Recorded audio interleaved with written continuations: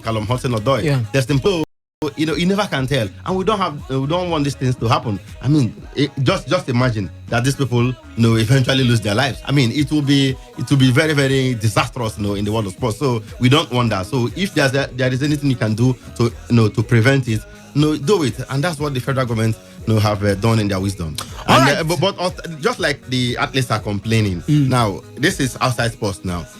We have religious gatherings, There are churches in Nigeria that can take up to 50,000 people. True. You understand? In Abuja, there's a church that can take up to 100,000 people in one service. Sure. You understand? The church is still on. I mean, no football, the National Sports Festival will not will not attract a crowd of 100,000 people at the end of the day. So, if churches are still meeting, they're still having their services. The mosque, the Muslims are still meeting. You go to the market, Ariara International Market in Aba, on the main market, what's it called? The one in Lagos. The Alaba market.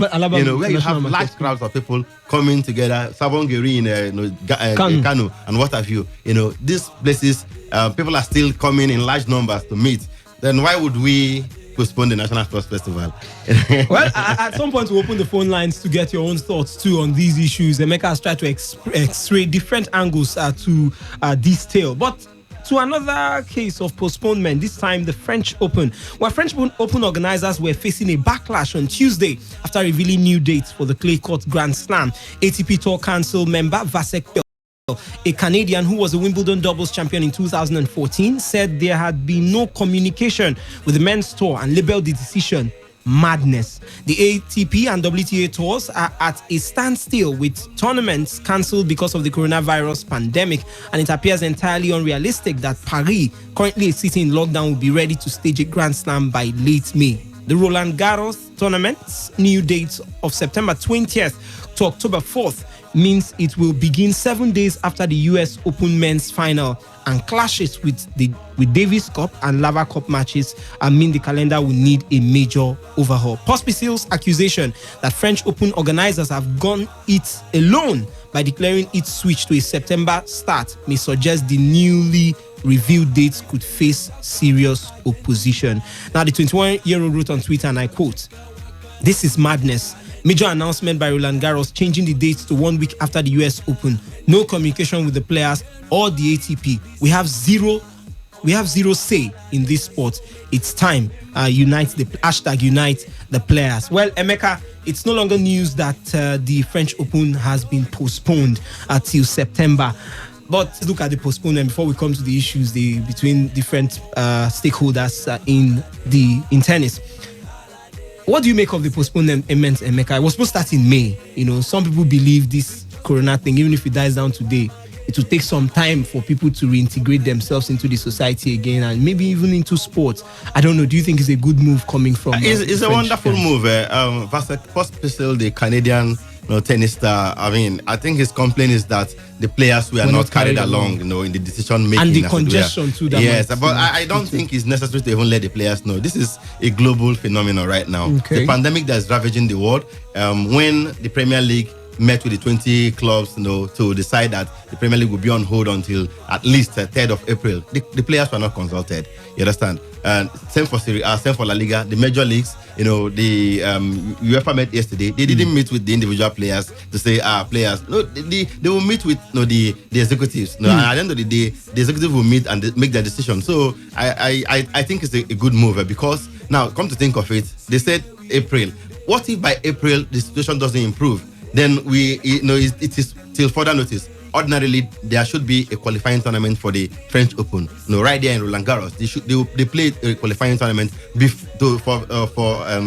players to even make it to the tournament. Not those of them seeded, not the higher ranked players. Those of them who are from 120 and above and what have you understand, who don't qualify automatically. They have to qualify through the qualifiers. At the end of the day, if you can't hold these qualifiers as at Wendy, then you will not have a complete tournament where players will qualify through the qualifying tournaments to the main event as a matter of. I think is a good move. Yes, the timing might not be the best because if you look at when it will start. It's just 1 week after the US Open. Now you're finishing one Grand Slam, you're going to another. Ordinarily, you should have at least 2 weeks break here. Yes, back in the day, we had the French Open finish, and 2 weeks after the Wimbledon starts. These days it's even 3 weeks. So at the end of the day, 1 week gap between the French Open and the US Open, I think is quite it will be very demanding for the likes of Rafael Nadal, Djokovic to switch.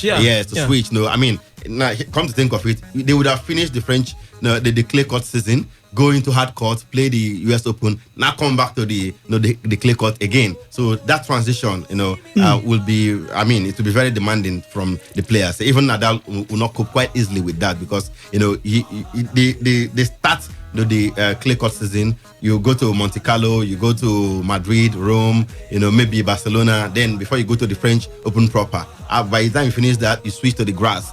From grass you go back to hard court. Then you wrap up the season. But this, you finish. In fact, there won't be any serious, clay court tournament. The Masters in Madrid, in Rome, might not hold, and Monte Carlo might not hold from the look of things. The Indian West is supposed to be on as we are speaking right now, but it's not holding. Miami might not hold in the United States. These are Masters 1000 tournaments. So you look at it and you want to think, will they support an idea where a situation where at the end of the day you go and host this tournament when you're supposed to host it, and lives are at risk and people die thereafter because you ignored what you're supposed to do by calling up the tournament. So I think it's a good move.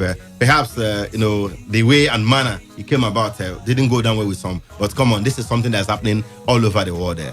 Our wrestlers here in Nigeria were not contacted when the United World Wrestling, in conjunction, in fact, not even United World Wrestling, that decision came from the organizers of the Olympic qualifiers. That's the host, Morocco. They are supposed to host the Olympic qualifiers. It would have ended, as a matter of fact. It was supposed to start on the 14th and end on the 16th of March. Okay, they didn't. They thought. It would be very unwise for them to go ahead with the tournament. They made that decision to United World Wrestling, and they cancelled the Olympic qualifiers. They said sometime in April or May. You understand? So they didn't consult the wrestlers. There was no need for that. All you need to do is to tell the governing body, and that's the situation. So I don't think it was necessary to even tell the players, because they already know what is happening. Nadal will not want to risk his life.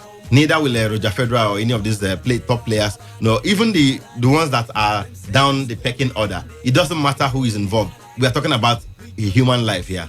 Whatever you can do to prevent the loss of life, do it.